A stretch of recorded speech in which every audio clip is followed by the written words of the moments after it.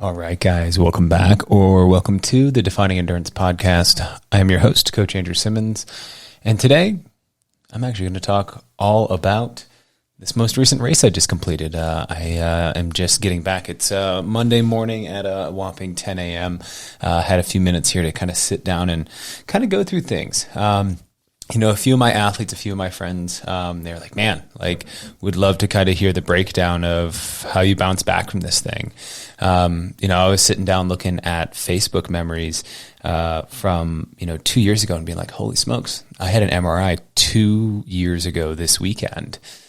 So if you are someone that has had to bounce back or kind of on the slow crawl back up from injuries or a cycle of injuries or anything like that, I think this is going to be a good episode for you. I'm kind of going to detail and take some time to kind of talk through how I approached this mentally and how I was able to kind of turn things up. Sit down, sit in, and we'll get into this thing. All right. Well, I think when it comes down to it, I think the number one hardest thing as I look back, to kind of give you guys an idea, in 2017, I ran 73 minutes and a half, and I was super excited. I was thinking, man, this year at CIM, I'm going to break 235, if not faster. Got a stress fracture, got married, started a new business, had a lot of stress in my life. And that really kind of stung. I'd had such a great buildup. I was in the best shape I'd ever been in. But life was changing. Life was moving really fast and moving forward for me. And it was kind of like I was kind of okay. I was kind of okay with having this break because I was training 60, 70, 80 miles a week. And I was handling it, but my body wasn't, it was hanging on at best. And I remember getting that stress fracture and just being like, oof. Okay, time to reprioritize things. That's really when we started peak, from the youth perspective of things. So I let that heal. I was really stubborn. I ran on it for 3 weeks of really nasty stress fracture, almost a full break. That was not good. So I was in a boot cast for about 10 weeks. So that does mean that at my wedding, I had a broken foot, I had a stress fracture. That was a big deal. Katie didn't want me to not be able to dance and things like that because it's our one wedding day, got to be able to enjoy it. So I was able to put it together, got my dancing shoes on, but then pretty quickly had to move back into the boot. I think with that, the next thing that would happen is I tried to run Boston 2018. I ran a 3:05, I want to say, which is super far off from the 2:39 that I'd run just about 16 months prior. And that was just had a lot to do with the fact that it was also raining and 35 degrees. That was the year Des Linden would win Boston. So I would try to rally again a full year later to get ready for Chicago 2019. And unfortunately, the spring of 2019, I just couldn't put it together. Just really struggled to mentally feel excited about training. And mentally, I was just kind of really feeling defeated. Wasn't really finding my groove. I just couldn't find speed. Workouts weren't fun. 2019 Chicago, I barely broke 3 hours.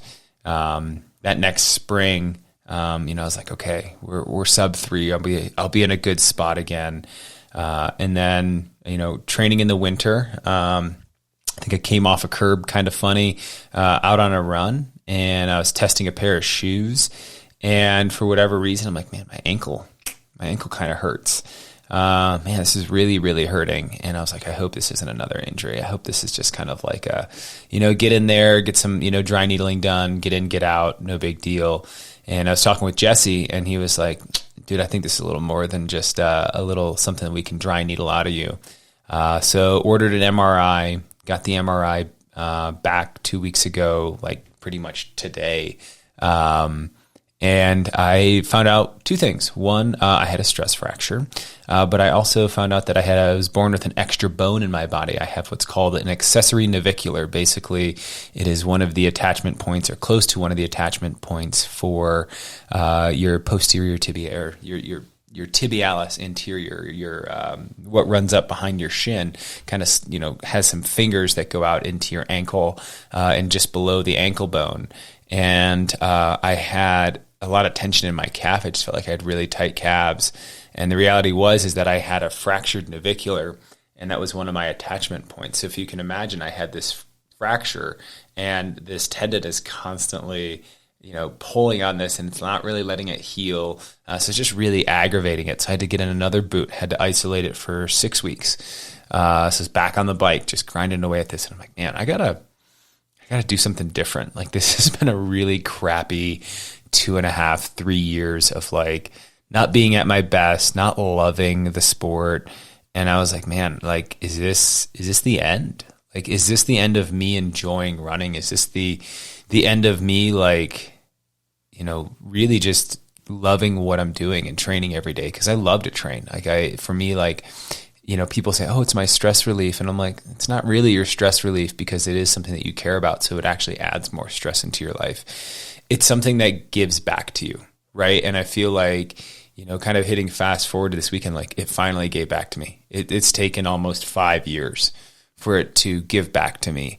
But man, it gave back to me so much this weekend. Like, it felt so good to be out there, and just in a way that just like, it felt like my whole body took a deep breath crossing that finish line this weekend. And the reason I wanted to get on and share this episode is I had a lot of you guys reach out and say, I want to know more. I want to know how you bounce back from this. And here's the thing is, I didn't do it quickly.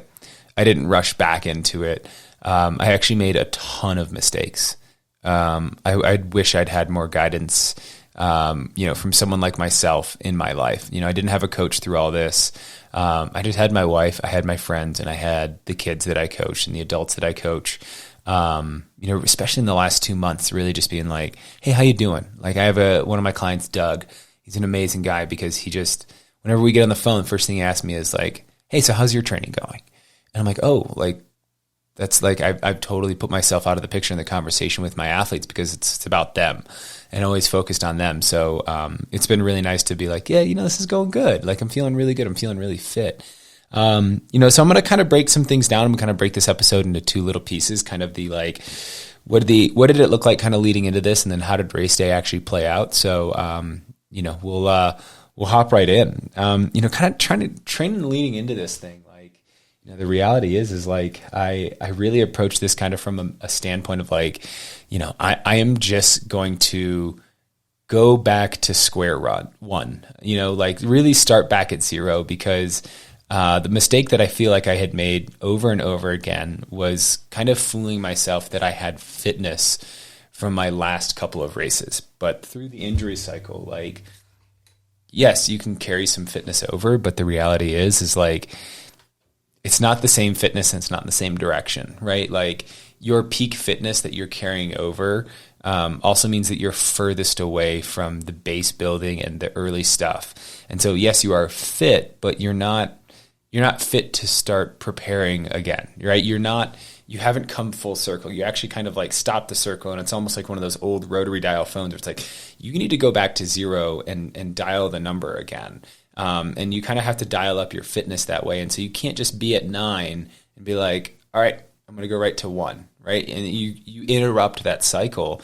And I kept interrupting myself, right? I kept getting in my own way. That's kind of the theme of this whole podcast, is that I was getting in my own way in all of this. But also, when it comes down to it, like, if I tell you guys to interrupt the cycle when it comes to like those negative thoughts, those things that are bad.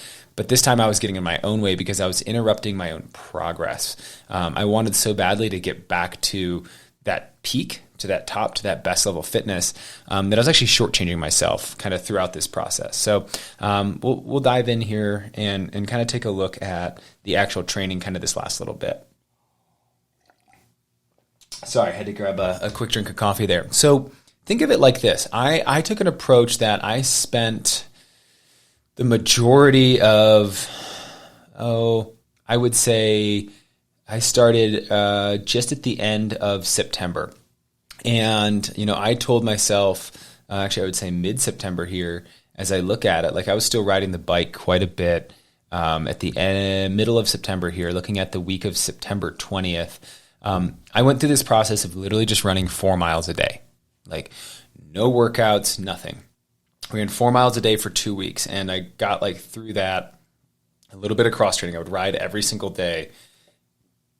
The next week, I went 5 miles every single day, and then I went like 4 miles and 6 miles, took a break, 4 miles, 6 miles, took a break, and got myself to a point where like I did 8 miles as my long run the 17th of October. And so slowly started to try and get myself back into a schedule of 5 to 6 days where I would do like 6 miles, 6 miles, 6 miles. And it wasn't just to build up, but it was like, can I handle this training load without having any workouts, without feeling broken, and not like getting to that place in a run where like, okay, I can hammer it right now. I feel good.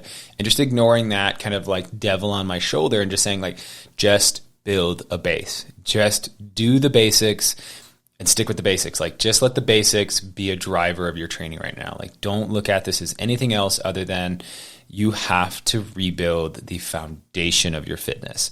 And so I literally for weeks, I'm looking at it right now, like everything I did was 6 miles or 7 miles up until November 1st. November 1st was kind of like my mental focus of like, okay, I'm going to start with workouts, because workouts scared the shit out of me throughout this whole cycle. Like it was just always like this anxiety point for me. I'm like, fuck, I got to work out today.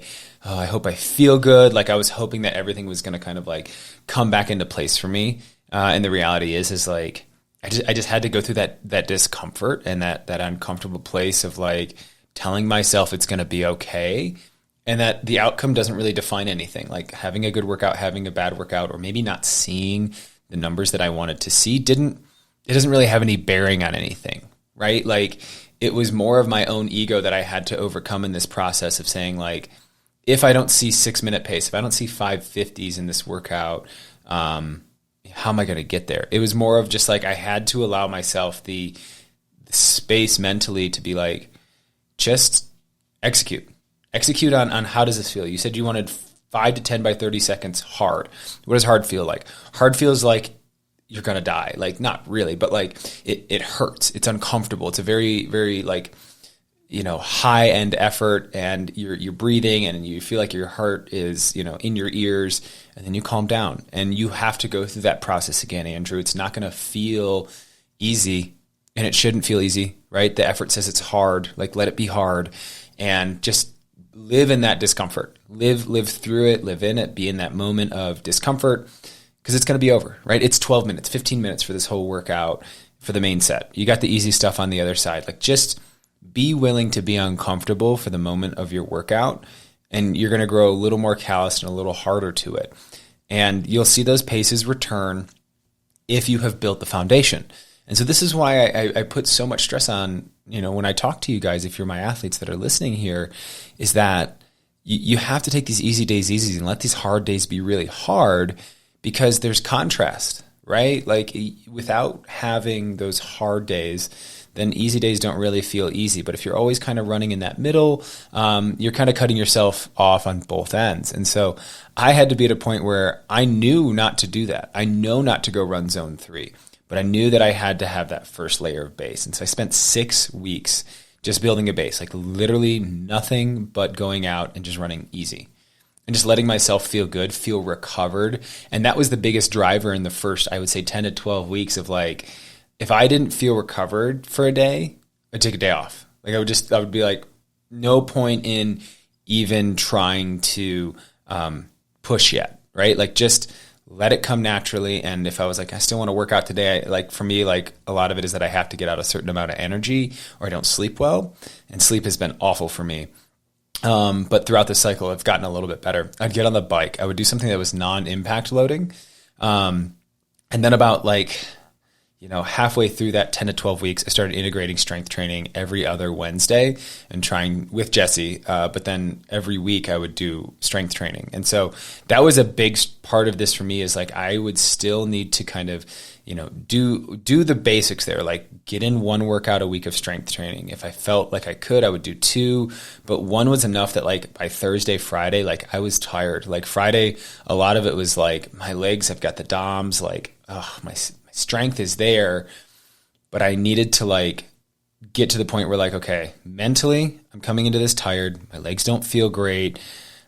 I still need to go execute on this workout because guess what? My legs are going to be tired. I'm not going to feel great later in the race. And that's when I want to feel my strongest. That's when I want to be at my best. And so that was the mentality that I took inside this whole buildup, was like, okay, do the uncomfortable thing, right? It's momentary. This is a momentary thing of like momentary discomfort.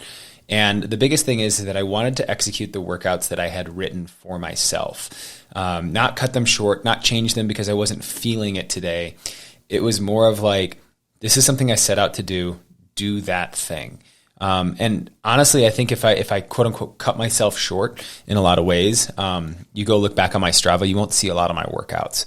It's because I did them on the treadmill in my garage, because that was my, like, if I gave up anything, that was the thing I gave up, is I gave up, going outside. Like, I needed to feel like I had some control, over this. And if I had some control, it was, I have this safety net of the treadmill in my garage. Like, for me, it was being able to, I had calories, I had a towel, like I had my iPad with whatever, and I had music, and I was like, there was good energy in that space for me. And so transitioning to outside workouts, like I did them a handful of times, but I would say for the majority of this, I did almost all of my workouts on the treadmill, guys, 2 times a week.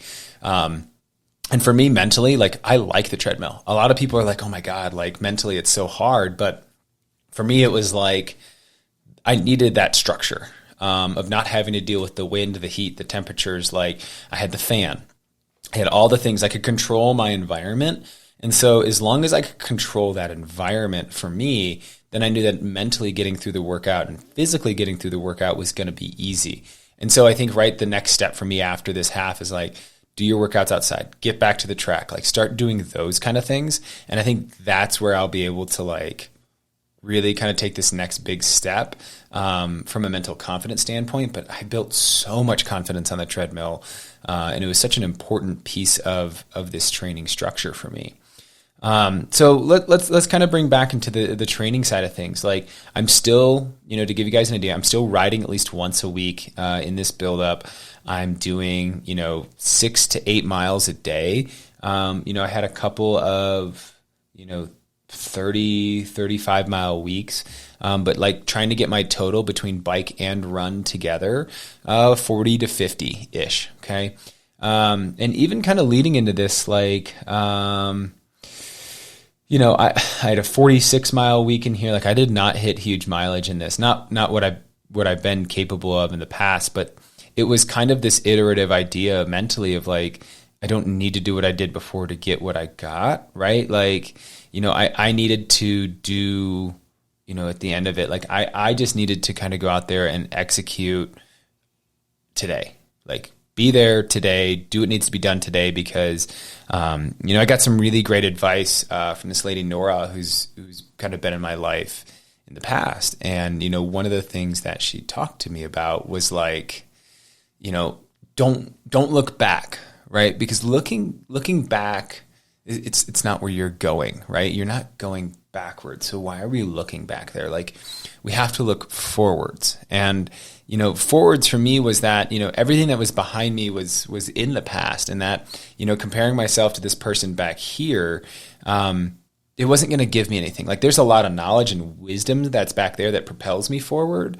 but comparing myself and constantly trying to use that as an assessment tool is kind of shitty, right? Because it didn't serve me. It wasn't going to give me any information that I didn't already have. Like, yep, zone 2 easy work, build a base. You know that you're capable of running sub 80 minutes in the half. You've done it. You've done a 73-minute half. So if anything that's behind me is that the knowledge of the capability that I am capable of. I know what I am capable of. That's behind me.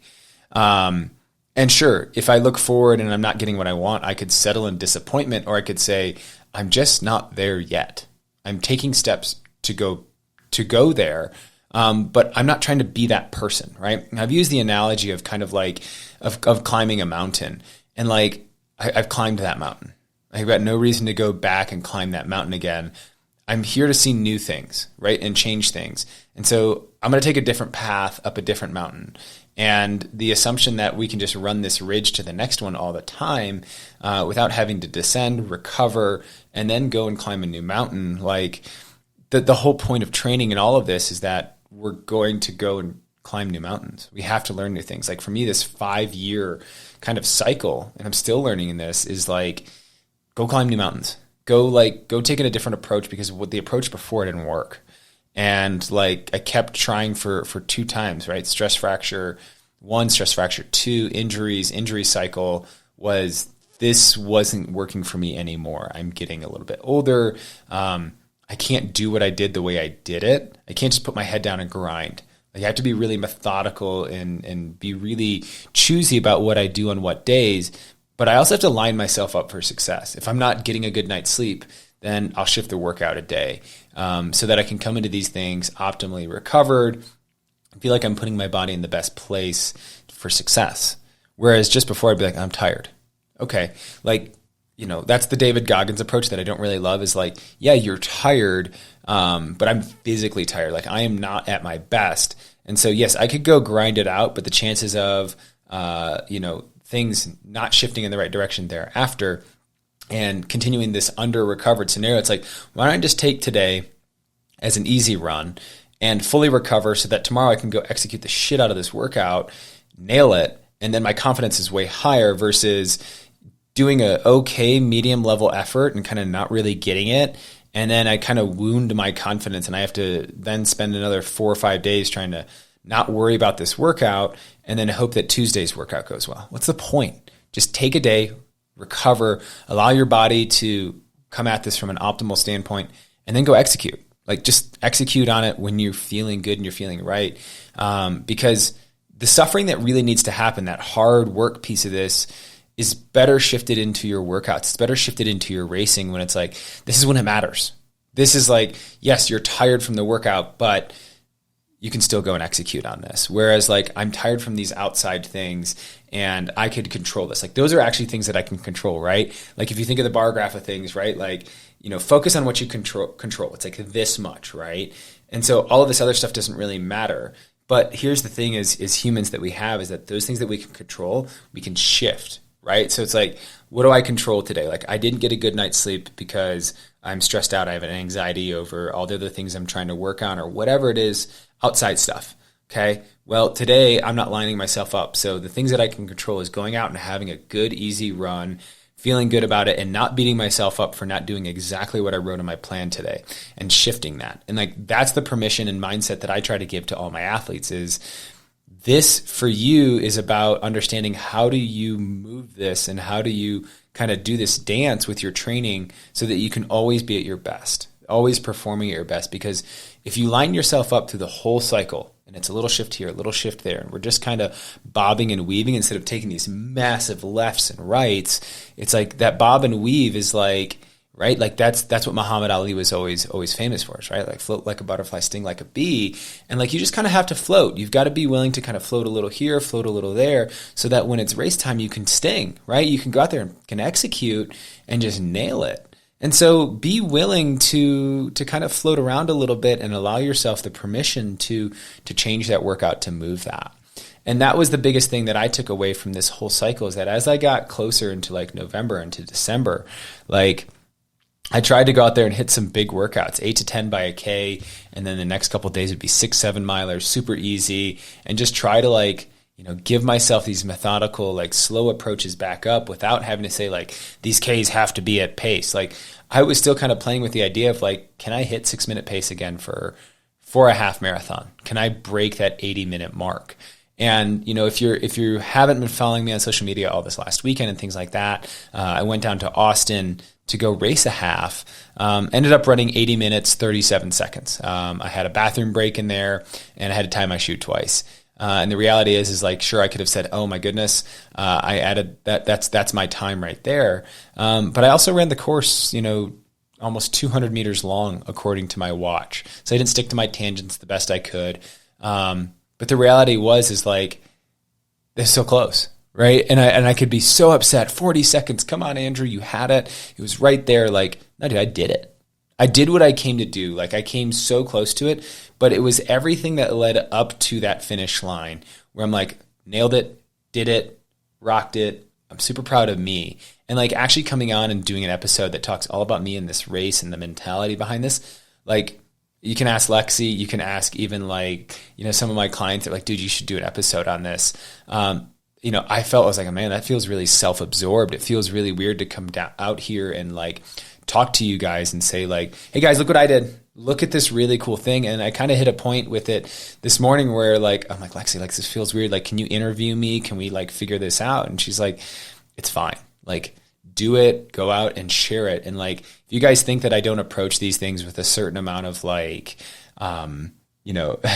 maybe not anxiety is the best word, but like, I don't want to come across to you guys as being like, look how good I am. Like, I'm so good at all this stuff. I really just want you guys to be able to say like, oh, that's the mindset I need to take, or this is something that I can shift in how I'm looking at this, and like how you did that helped me shift this. Like for me, that's a win. Like that makes this podcast a freaking W. And sharing these things is like, if I can share and just be genuine about my sharing with this, and it moves the needle for you guys, then sweet. This has been a worthwhile and useful episode.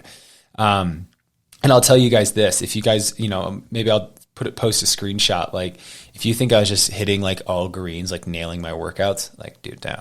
Like I did as much as I could. There were plenty of days that I'm like, Monday, 6 miles, easy. I can go knock this out. And I would go to practice and I would get like 4.25, right? Like, I'd have to bounce back to the girls and then run up to the guys or something like that.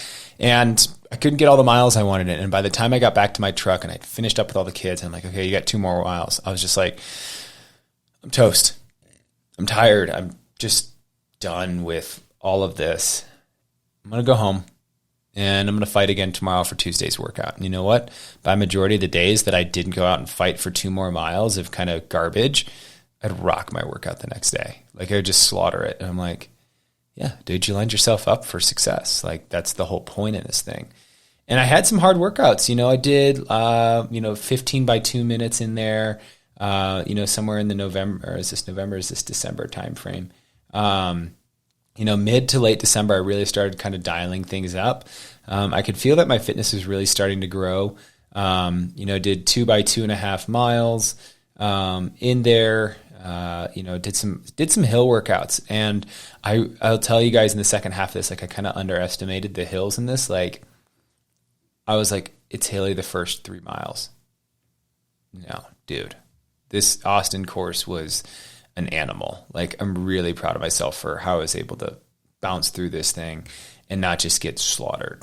Did some of my favorites. I've got a pyramid workout that I think you guys do a lot. This is one of my favorites. This is 1, 2, 3, 2, 1. Just a good gear changer. Just kind of a, if I'm fit, I can kind of float those easy parts a little faster. If I'm still building my fitness, they're kind of slow.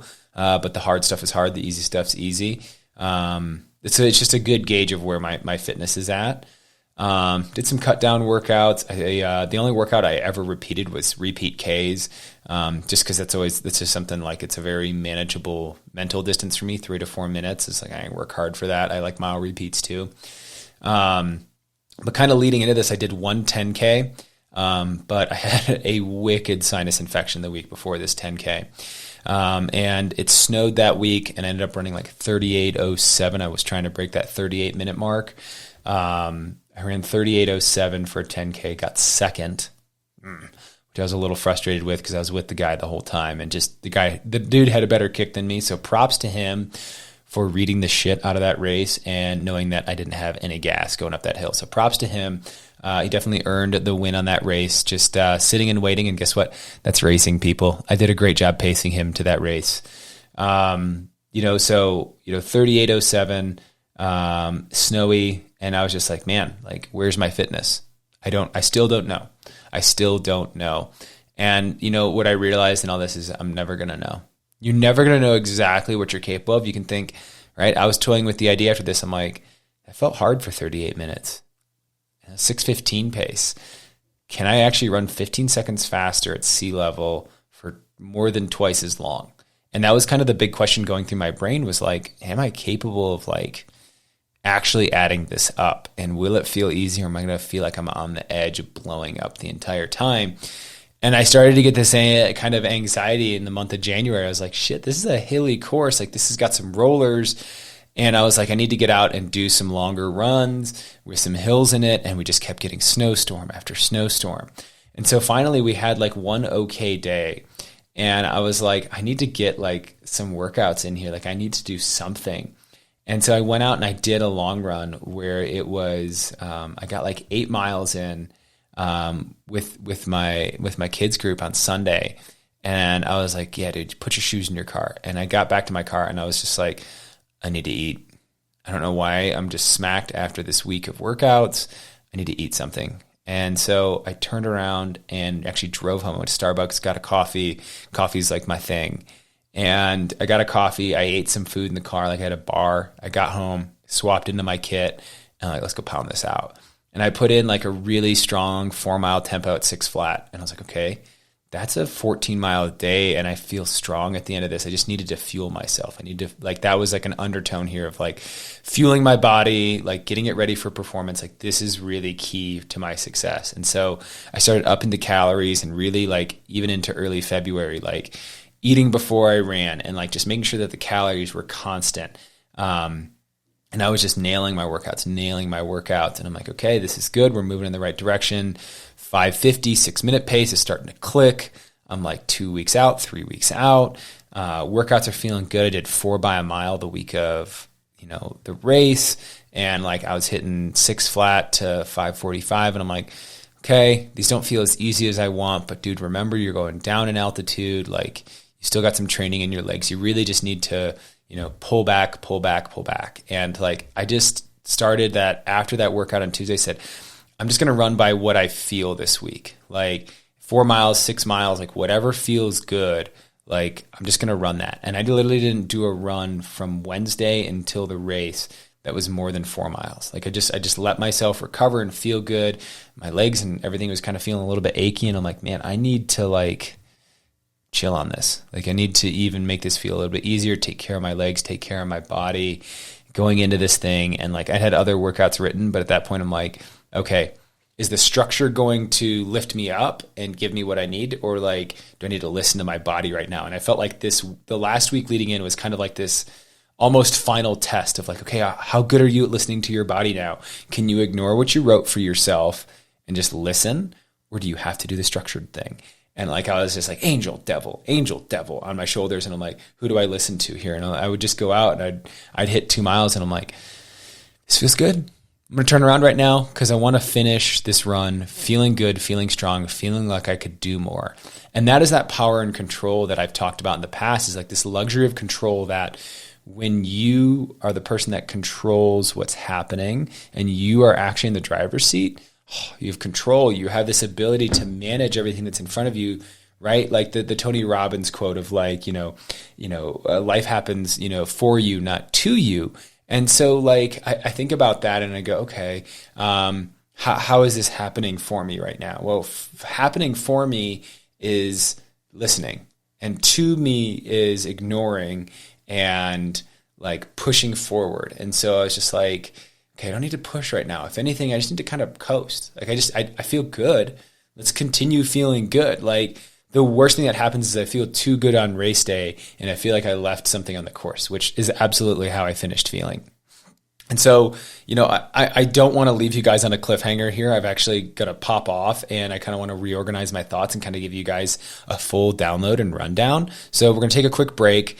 I will jump back here and we're going to go all through kind of like how I went into this race, some of the debacles, and kind of like how do you handle some of the stuff that can happen, some of the unexpected things. So let's bring it back to that mental space of like big, long line bar.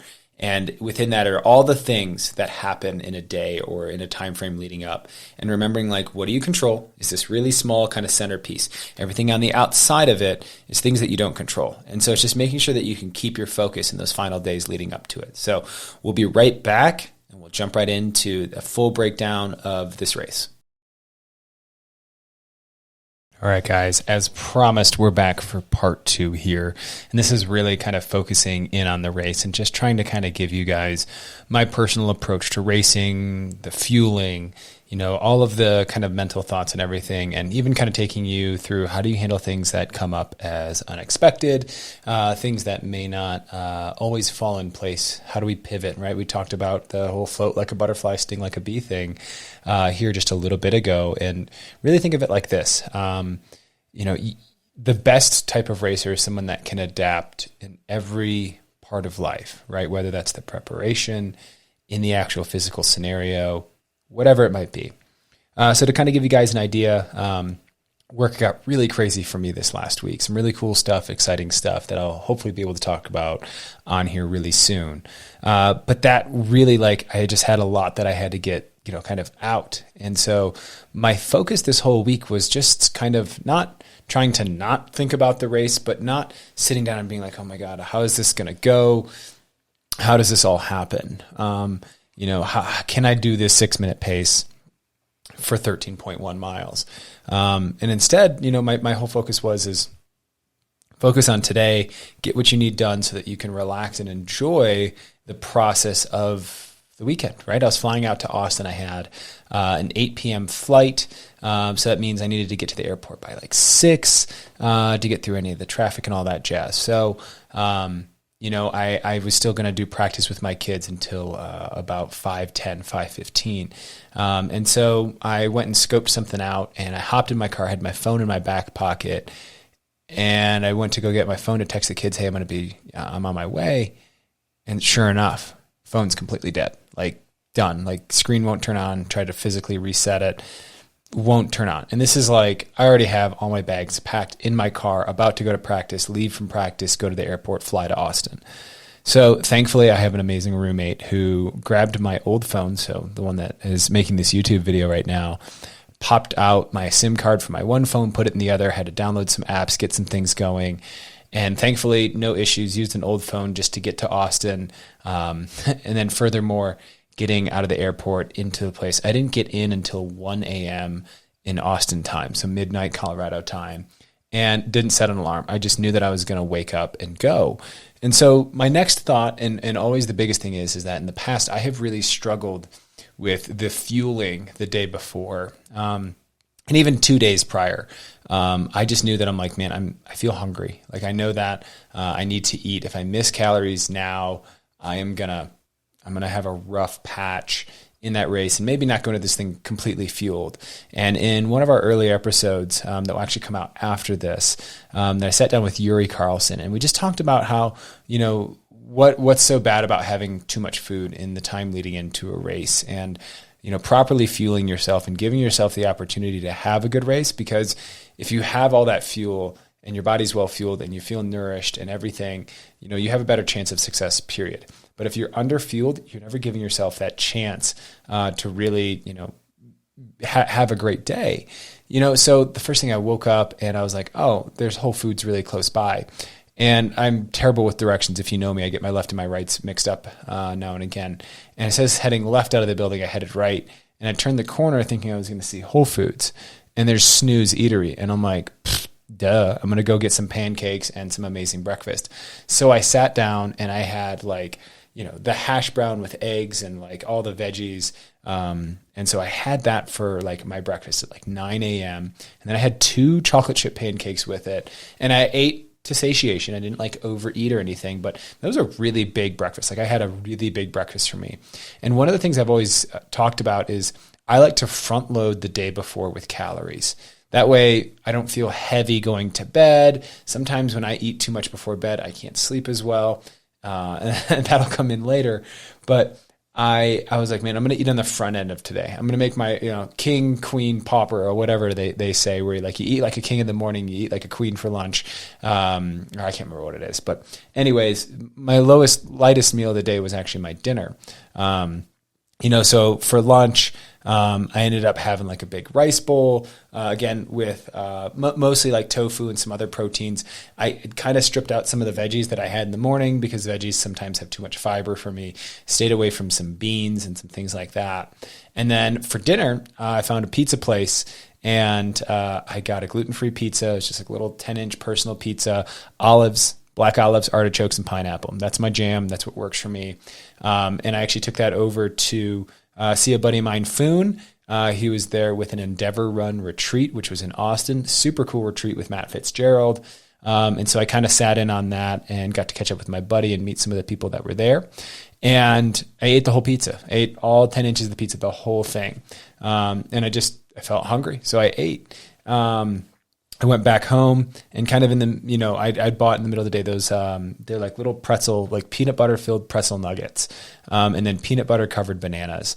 And like those were kind of my snacks throughout the day that whether I was sitting or walking or going across town getting my packet, like I had food with me and I just was trying to be constantly on like, do I feel hungry? I should eat. And I just tried to make sure that I ate, kind of consistently through the day instead of just having like big meal, big meal, big meal. It was a meal and then, some snacks and then another major meal, some snacks, and then a lighter dinner. And then made sure that I made a bottle of Noon before I went to bed and made sure I had that before I went to bed at like 8:30 to 10. I kind of worked on drinking that whole bottle. It was like a 16-ounce water bottle of Noon. And then I went to bed. Now, here's the funny thing about going to bed before the race is I was woken up 2:30 in the morning by the fire alarm. The fire alarm went off in the building. I was staying in an apartment building at an Airbnb. And like I had all my stuff like laid out, like organized. And then it was like, put all of it back into my one like backpack, like a little backpack that I take with me, put all my stuff in and get out of the building as fast as I could, grab my breakfast, grab my food, grab everything that I had and go. And so like, holy smokes, like it could have thrown everything for this race completely off. And I just sat there and I'm like, I'm not going to die. Like I don't smell smoke. I'm not worried about it. So I took like 2 extra minutes to like make sure I had in one bag all of my race stuff. And then try to put everything else into my backpack and then get out, go to the stairwell and go down to the basement and, first floor. And once I got out there, I kind of sat down and I put some headphones on, and just kind of like watched the people, and could still hear, of course, the alarm. It's very loud.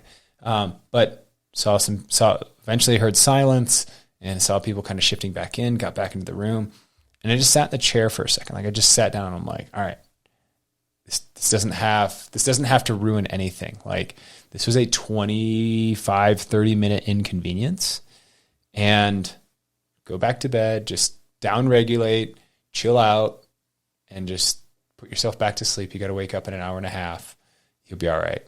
Great hour and a half of sleep. Like just conked out, and woke up. And one of my favorite things to do is just take a hot shower the moment I get up. And that's really just, I want to feel loose. I want to feel warm. I want to feel like my body can move really well. And I always feel best after a hot shower. So take a hot shower first thing in the morning. I don't put deodorant on. I don't put any antiperspirant on, just because I want to be able to sweat optimally.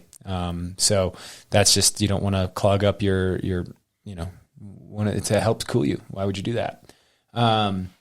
So that was kind of step one. I kind of got into my kit. And as soon as I got out of the shower, I started eating. And so I'll have to look up the name of it. I think it's La Colombe or something like that.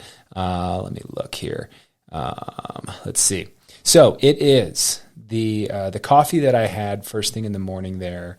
It's a triple shot. So yeah, I'm definitely putting in some caffeine kind of first thing in the morning. And that really allows me to have coffee, but not drink like a whole like 8 or 10 ounce cup of coffee, just because that's a lot of fluid, and then you have to pee. You're gonna have to pass that fluid through. So I've actually tried to limit how much I have and try to concentrate my coffee. If I'm at home or somewhere else, I will actually make coffee the day before and just, it sounds gross, but like I let it sit out and just have like a half cup of cold coffee in the morning, almost like a concentrated espresso. And I get that, like, that's part of my morning routine is having coffee. So I'm trying to keep my routine intact. Like I want to have coffee in the morning. And then the mush oats, I think it was the honey nut. I got 2 of those, and those are 250 calories each. The Colombe coffee, the triple draft latte is the name of it. That's 150. So that's 650 calories right there. Plus a banana, which is about 60 calories or so. So I had 710 calories about 90 minutes before I started this race. And I'll tell you, that is way more than I'm used to having before a race. Just plain and simple, like maybe a banana and maybe some like a half bagel with peanut butter on it. It's just, it hasn't been enough. And I didn't know that. And so I thought, I'm coming down here, I'm trying something new. And so, I had that and I didn't feel too full. Didn't definitely had something in my stomach, but I knew I was going to run from my apartment to the race start, 1.25 miles. And, made sure I took care of the bathroom situation before I got out the door. And that was fine, no issues. And felt like I was like, okay, I'm not going to have to like stop 6 more times on my way there is basically what I'm saying. So got there. First thing I did was like find the porta potties, use the bathroom again, and then just kind of finished up 2 miles of warm up with some dynamics, a couple strides. And I think if I made a mistake, it was getting into the corral a little bit too early. I did have to pee again. And that was really where, I think I made a mistake. But because I got into the corral so early, kind of like inched up, kind of relaxed, like got in there and I talked to people. And this is what I would say is really important, is that if you are someone that really struggles with, getting in your head too much, overthinking, is like, remove yourself from that situation. Talk to the person next to you, start to have a conversation, because it normalizes that situation. It doesn't seem to then be this like overhyped. Don't put your headphones in and just isolate. Like, talk to the people around you, ask them about themselves, ask them what they're doing, and share about what you're doing and what you're hoping for that day. But don't let it be a nervous thing. Let it be a thing where you're actually genuinely interested and trying to just normalize is the best I can say. Is like, normalize that pre-race start where you feel comfortable at the start, and then let that focus come in because you're excited. And one of my athletes, high school athletes, Aspen, she sent me a reel. I think it was Simon Sinek, and he said, what is the difference between nervousness and excitement? Think about it from the signs of the body, right? Like, when you're nervous, you're probably sweating a little bit. Your heart rate's a little bit higher. You might feel like a little bit clammy. You might feel like a little anxious. You start to kind of feel like things are bubbling up. What does excitement feel like? Your heart rate goes up. You might feel that bubblingness, that energy building up, heart rate, and those feelings inside, maybe those butterflies in the stomach. They're both signs of nervousness and excitement. And you're choosing in that moment whether you're shifting into nervousness and anxiety and letting that crumble you down, or you can say, I'm ready to go. I'm excited. Like, this is awesome. And so like, I started saying like this, I'm excited to be here. And that is kind of one of the things that I said to myself over and over throughout this process of getting in the corral and watching the wheelchairs go off and then walking up, is like, I'm excited to be here. Even in my warm up, I'm like, I'm excited to be here. My warm up is feeling good. Everything feels really, really good. Not amazing, not the best I've ever felt, but it feels good. Things have fallen into place. My legs aren't super tight. I'm not super cold. I'm cold enough, but I know that I'll be a good temperature when I get started. Like, felt, very optimistic going into this and hopeful. So, just kind of tried to stay warm, tried to stay moving inside the corral. Walked up, I was like third row at the very start. And at that point I was kind of like, watch was started. I was ready to go. Gun goes off, and I'm literally like 300 meters in. I'm like, damn it, I gotta pee. Like, not like maybe I gotta pee a little bit because I'm nervous and anxious. Like, I have to piss. There's a big difference for me between I gotta pee and I have to piss. And I'm like, damn it, I gotta. So just trying to get into pace, looking down at my watch, 5:45 back to 6:15, and kind of found that 6:05 groove I was going for. Mile 1 porta potties, still zip tied close. And I'm like, fuck. All right. So just keep going. This is uncomfortable, but can't control that right now. Like, I can't control that. I feel like I have to pee really bad.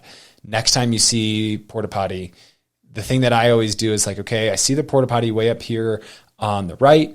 Who am I with? Okay, girl with black and gold patterned shorts and a green top.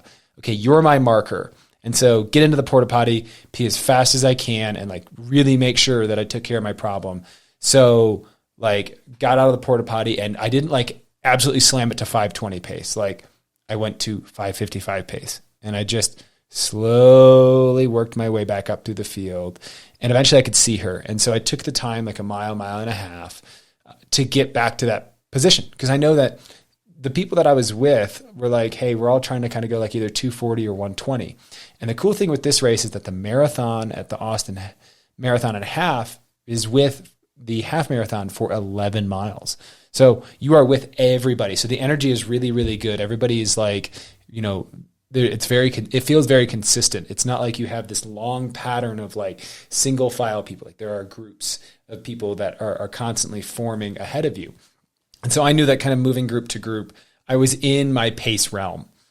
And I didn't work. I can tell you guys this right now. Like I was in a place that I only get to when I race, where I am 100, excuse me, I'm 100% present in the moment. I acknowledge what's happening, but looking at my watch, I'm like, okay, this feels a little, okay, 6:05. Okay, this feels a little fast. Ooh, 5:50. Like, and I'm just kind of floating in and out of that space. But I finally got back to the group that I was initially with, and I was like, all right, guys, like let's rock this out. I am not looking at my watch at mile markers. It's just dinging, and I am having a conversation with the person next to me. And this is how I knew that I was like, again, hesitantly excited at this point, because we're coming through more miles, 3 and 4. And like, I'm still very, very verbal. And when I do look at my watch, I'm constantly seeing 6:05 or better. And I'm like, okay, this is good. This is all thumbs up. I'm in a good spot. One point I saw 6:25, and like old Andrew would have been like, oh, gotta go. And like, got it down, and like the guy that I was with is like, hey man, I'm gonna go run my own race. I'm like, dude, go for it, send it. Like you do you. Like we're not trying to be accountable to each other. And eventually like got back into my groove. And I mean, we had some hills. The first 3 miles of this race climbs. And so I was like 6:15 through the first 3, and then see what happens. That whole downhill section for the next like 3, almost 4 miles, I didn't look at my watch once. I'm not gonna lie to you guys. Like I looked, and I had a 5:25 split in there. And it felt like I was in my groove. I felt like I was on my space.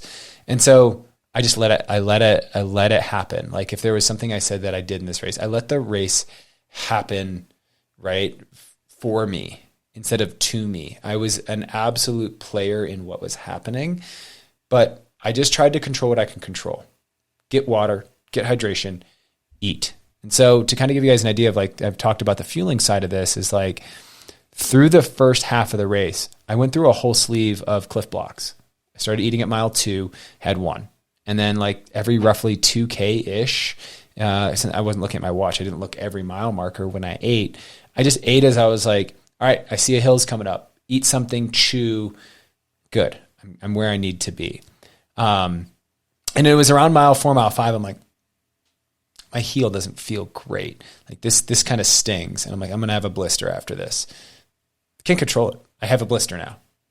And instead of going, wow, that blister could really hold me back, this doesn't feel good, I just said, I'm going to eat. I'm going to drink. I'm going to talk to this guy next to me. Where are you from? What do you do? And cool thing was I was racing alongside. He beat me by 0.1 of a second because of how the whole gun time thing worked out. But the owner of BP Run Co., Ryan, and I'd caught up to him after I peed. I had to stop and tie my shoe twice in the first 6 miles. So like little things like that kind of threw me off. I dropped my glove at one point, had to like loop back around and get it. But the reality is I just kept getting back into my pace group right there. And I knew that was going to carry me. I want to say it was around mile 7, mile 8. It was the 10K mark, and, Alice, her coach was on a bike, just kind of like watching her, cheering her along, taking some video. And she's like, you see that girl up there? Her name's Alice. And she is on track to have a huge PR today. And I was like, oh, that's awesome. We're going to go make sure that happens. And like, that was just like someone gave me a mission and a job that day. And so like, we kind of like ended up kind of catching up to her. We didn't purposely get aggressive with our pace. It was one of those things where like, there was this magnetism now that happened. And so caught up with Alice, and I was like, hey, there was a bird on a bike, and she couldn't hear me at first. She's like, what? And I was like trying to be cute. And I was like, oh, there was a bird on a bike that told me that you're trying to PR today. And she was kind of like, okay, whatever, guy. And I'm like, okay, stop being a weirdo. And so like, I was like, let's PR today. And she's like, all right, let's do this. And so Ryan and I were just kind of like working with her. And they both knew the course really well. And she's like, there's a really big hill at 12, and there's 3 hills, at mile 11. And like, we're just going to have to try and be consistent. And I won't lie to you guys. Like, there was a couple times I charged the hill, and a couple times where I'm like, oh, I'm feeling a little things could blow up here. I'm hesitantly excited. And so I would go up and like Alice and Ryan would pull away from me a little bit. And like as soon as it crested, like again, that magnetism would just like draw us right back together. And I had told her, I'm like at mile 11, like I'm going to try and like knock it down a gear and see if I can kind of kick this thing in, like safely feel like I can handle 12 minutes under pressure. Like I can do anything hard for 10 minutes, 12 minutes. And you know, what I thought was the mile 11 hill was like, we still had one nasty ass hill to go. And so like I came down and I started to accelerate and kind of pull away from them. And what I didn't realize is that I was actually pulling them along. And so as I started to accelerate, it kind of appeared out of the corner, was like, there's another hill under this underpass. I'm like, oh my goodness, like this is a doozy of a freaking hill. And so it was in that moment where I'm like, all right, gotta eat something, dude. You're not home yet. So I ate. And I kind of let them kind of catch back up to me. I was jokingly, it was like, all right, ducks, V formation. And like, we just tried to kind of stick in together. And once we got over that hill, like I put it into the best gear that I could. It turns out I was hitting 5:45 pace on that second after that little hill. And you know, both of them came along with me. I think we finished like just a shade shy of each other. So I can't wait to see the finish line photos of that. That'll be a really cool thing. But the reality was that through this whole thing was like that camaraderie of like, we were all really wanting to do something that day, but it wasn't selfish. It was this really cool thing where it's just like the three of us were like, we're doing this. Like, this is where all three of us needed to be in that moment and be together. So I will encourage all of you guys that if you are in a space where you're in a race and you're with somebody, like just work together. I talked with one of my athletes, Sean, in between the recording of this. And he's like, you know, it's just, I was reminded of one of his obstacle course races that his first ultra obstacle course race that he finished, Blue Mountain. One of the things that made it really important for him and special for him is like, he had somebody with him for that second half, and they like worked together. I can think back to Kevin. I paced him at, was this Bigfoot or was this must have been Tahoe? David Agayo. Like he was with us. Like we were like, he became like another person I was crewing. He became part of like our tribe in that, like, we are not going to let David go. And like, if he stopped to walk, we would stop to walk. And we kind of like just, it became like, we were all so intimately focused on getting to that finish line for so many of the same reasons. And we were committed to each other, but in this really special way where like our commitment was so important to each other. But if somebody had to drop off the back, like it was not like, all right, we dropped him, we got this. It was more like, all right, well, you know, he's fallen back. It's okay. Now there's two of us. Or like, you know, it was just, it had become like, you know, we became really close for no other reason other than we were racing together that day. And we were all kind of going through the same discomfort. And that's all we shared, was the same discomfort and the same day at the same time. And it was such a beautiful thing. And so I think for me, like, I crossed the finish line 1:20:37. A goal the whole day was like, if I could break 80 minutes, that was like top, like hugest goal I set for myself. I was just happy to accomplish the finish line. You know, if you guys are coming on from the first half of this, like there was a lot of doubt and build up into this. Like, did I do all the right things? Was my training good enough? Was it really there? That 10K wasn't super promising. I wasn't sure if that was going to net out. You don't know. You're never going to know going into a race and be 100% certain, because you don't control the weather, the other people, what happens. You might get a blister that explodes and tears a bunch of skin off your heel like mine did. You might drop your gloves. You might, have to use the bathroom at mile 2.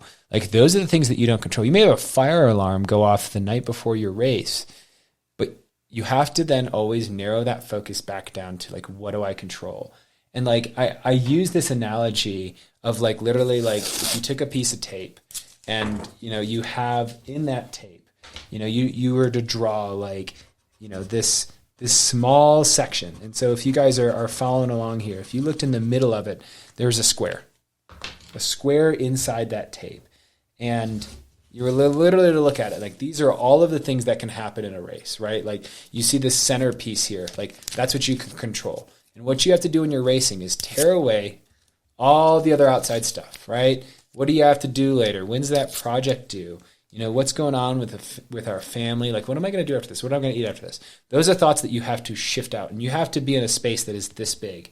You can't worry about all of these other little, and I say little, but they are even bigger than what you can control, right? They are these big pieces that, guess what? You're racing. You're in that moment. You're not going to call your grandma and ask her how she's doing. You're not going to worry about what you're going to eat after. You're going to manage that when you're done. And one of the things I love about Eric Thomas's speech, I posted it on my Instagram the day before, is that you're not over when it's done. You're over when it's finished, right? And when you're finished, when you've come and gotten done what you needed to do. And that was it. I was in this space. I was in that magical space, that tiny little area, the whole race. I was just focused. And that is all the more I could ask for, because I felt like I was back to racing. It felt like I had gotten a piece of myself that for the last 5 years I was chasing. And the thing is I had to stop looking behind me. I had to stop looking back at what I was, what I could do, and saying, oh man, that I used to be able to do that. That was a really cool thing. My days of doing that aren't over. I'm still able to race. I'm still able to do this at a high level, in a way and at a level that I'm proud of. Right? There was a lot of people that beat me that day. I didn't win the race. I wasn't anywhere close to winning the race. In the top 50. But for me, I won. I won that race today for me. And one of the things I said to one of my parents that texted me, hey, great job, coach, is I'm proud of me today. And that's fucking awesome. I'm excited for me. And the thing is that as a people right now, we feel like it's really hard for us to pat ourselves on the back. Did you fucking did it? Great job. I realized I ran 35 seconds off my goal, 36 seconds off my goal, but I did it for me, and I'm proud of me and all that it took to get to that day, yesterday, crossing that finish line, getting that medal around my neck, and feeling like I left it all out there in the course. Was there more that I could have done? Could I have run 1:19 yesterday? Could I have chosen a flatter course and changed all these other variables? Yeah, but I sat right here. I sat right in the place that I could control. And that's what I'm most proud of, is that I made decisions, I executed, and I stayed focused on to what I had come to do that day. And I came really, really freaking close to hitting my A goal. And when we set A goals, if that is what you'd be happy with, right? You need to shift that to a B goal and set that A goal higher. B goal is always if I finished today, that was my B goal. C goal was get there healthy, right? And so now I can start to come to my next races and say, okay, can I narrow this down now? I ran 1:20:35. Can I go 1:17 this next race and get my fitness up? How does that translate to a marathon? So let's put it out there like this. I hope this was a helpful episode in terms of giving you guys a real world look at this. I'm a coach, yes, but I'm also an athlete too. And I hope this gives you guys an inside look to how I think and how I approach this, because this is also how I coach. I take a lot of my experience and try to give you guys the experience that I've gone through, my mistakes, the things that I struggle with, so that when you come up against them, you're like, yeah, that's what I want to try to do. One of our coaches, Nancy, texted me and she's like, I listened to your podcast on the backside of my long run. And you know what? I had my last mile as my fastest, and I still felt like I finished, like I could do more. That's all I can ask for. That to me is exactly why I do this podcast. It's why I sit down and share with you guys and share both the great details and the celebrations, but the ugly stuff too. So I hope this is a helpful episode. If this is a good one for you, do me a favor. Help us grow a little bit. Share this. If you had a moment that you really enjoyed, let us know on the Lifelong Endurance Instagram. Reposting is always huge. Share a comment, share something. That's all I can ask. I appreciate you guys. We'll see you guys next week.